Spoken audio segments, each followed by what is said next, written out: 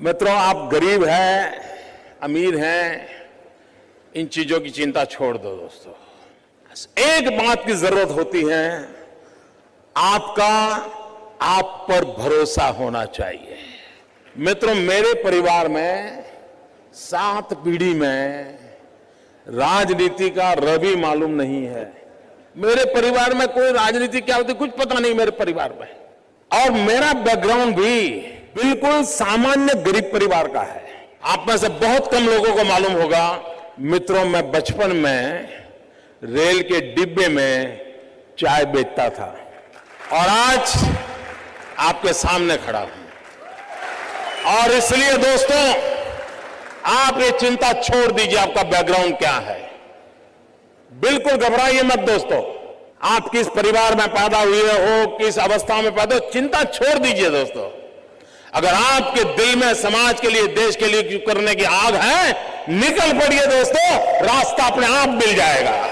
लेकिन मित्रों, लेना, पाना, बनना, ये ख्वाब लेके चलोगे तो ख्वाब ही रह जाएगा।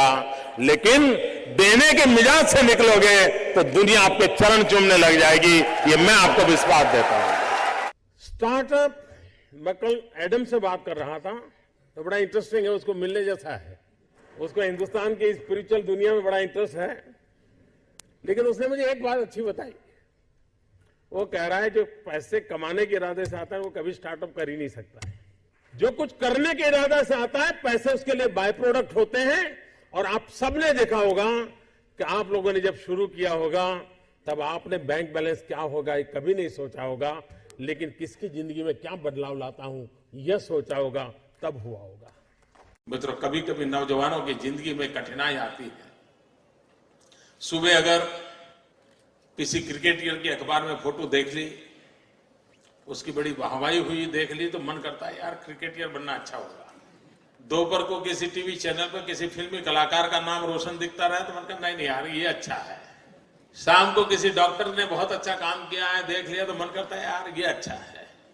यानी कई नौजवान मिलेंगे आपको, हफ्ते में 3 नई नई योजनाएं बताएंगे और आप भी परेशान हो गए। यार पिछले हफ्ते तो कह रहा था कि मुझे बिजनेसमैन बनना है और इस हफ्ते कह रहा है नहीं मुझे तो पॉलिटिशियन बनना है। मित्रों, ज्यादातर लोग ऐसे हैं जिनकी इच्छाएं रोज जन्म लेती हैं और ज्यादातर इच्छाओं का बाल मृत्यु हो जाता है। मित्रों, ऐसी क्या इच्छा होती है जिसका बाल मृत्यु हो जाए? कुछ लोगों की तो इच्छा ऐसी होती है जिसका गर्भधारण ही नहीं होता। और मित्रों, कुछ लोग होते हैं जिनकी इच्छाएं रोज बदलती रहती है। और जब इच्छाएं रोज बदलती रहती है तो आपके साथी आपको क्या कहते हैं? आपको यही कहेंगे यार छोड़ो, तो बड़ा तरंगी है, वो सुबह शाम नई नई चीजें सोचता रहता है, वो बेकार है यार, वो तो ऐसे ही उटपटांग बातें करता है। ऐसे कैसा ही होता है ना। मित्रों, मेरा कोई नौजवान साथी ऐसा नहीं होना चाहिए जिसकी इच्छाएं लोगों के लिए मजाक का कारण बने। और इसलिए मित्रों आवश्यक है और कोशिश करनी चाहिए। इच्छा बुरी चीज नहीं है, लेकिन इच्छाओं को बदलते रहना बुरी चीज है। इच्छाएं स्थिर होनी चाहिए।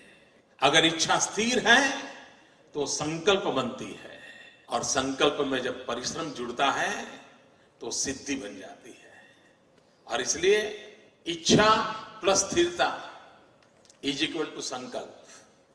संकल्प प्लस परिश्रम इज इक्वल टू सिद्धि। इस छोटे से अर्थ अलजेब्रा के समीकरण को लेकर के हम जिंदगी को बनाने की कोशिश करेंगे तो मैं मानता हूं मित्रों कि हम जीवन में कभी विफल नहीं हो सकते। मैं मेरे नगर वड़नगर से कभी कभी ट्रेन के अंदर विसनगर जाया करता था। एक 12-15 साल का किशोर जिसको पोलियो हुआ था, कमर के नीचे का शरीर काम नहीं कर रहा था, वो मुश्किल से ट्रेन के अंदर चढ़ गया। उस गंदे कपड़े थे, भिक्षुक जैसा लगता था, लेकिन वो भीख नहीं मांगता था और हर किसी के पास जाकर के वो रिक्वेस्ट करता था मुझे बूट पॉलिश करने के लिए दीजिए। और उस समय 10-15 पैसे में बूट पॉलिश होती थी। और लोग कभी दया भाव के कारण, कभी करुणा के भाव के कारण उससे अपना जूतों की पॉलिश करवाते होंगे।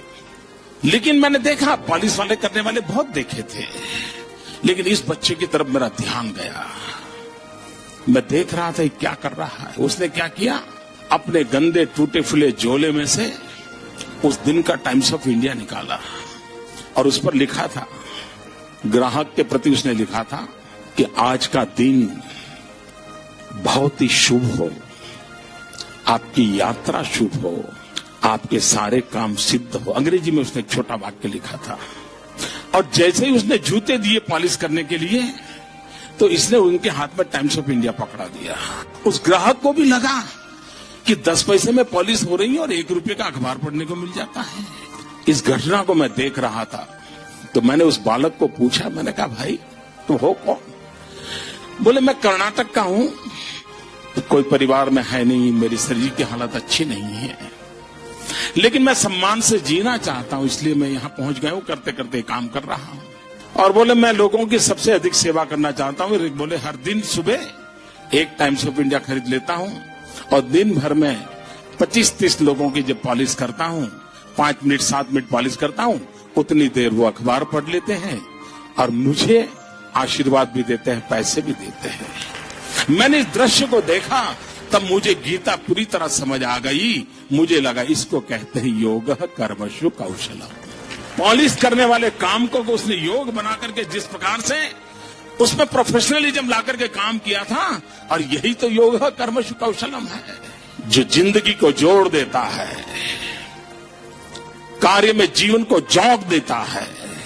वो यौगिक अवस्था को प्राप्त करके जीवन में एक अद्भुत अनुभूति का एहसास करता है। संगठन का काम करना ये उनका जो मूलतम कार्य है वो है, और जिन लोगों के साथ काम करते रहे हैं उनको भी लगता है कि वो टफ टास्क मास्टर हैं, नए नए आइडियाज उनको सूझते हैं।